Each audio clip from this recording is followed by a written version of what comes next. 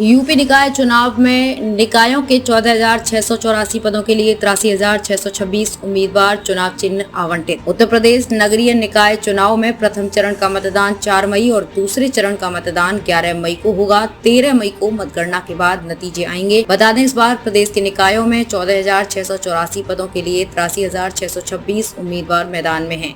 2 चरणों में हो रहे नगरीय निकाय चुनाव में शुक्रवार को दूसरे चरण के प्रत्याशियों को चुनाव चिन्ह आवंटित कर दिए गए। अब दोनों चरणों में कुल 760 नगरीय निकायों के 14,684 पदों के लिए कुल 83,626 उम्मीदवार मैदान में डट गए हैं। यानी एक सीट पर औसतन 5.7 उम्मीदवार अपनी किस्मत आजमा रहे हैं। वर्ष 2017 के निकाय चुनाव में 652 नगरीय निकायों के 12,647 पदों के लिए 79,132 नामांकन हुए थे। इस बार नगरीय निकाय भी बढ़ गए हैं।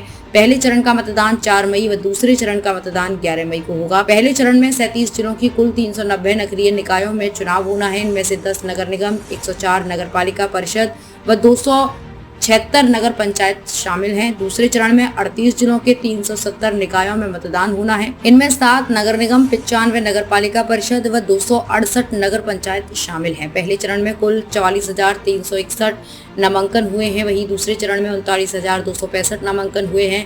पहले चरण में 10 मेयर पद के लिए 113 प्रत्याशी चुनाव मैदान में हैं।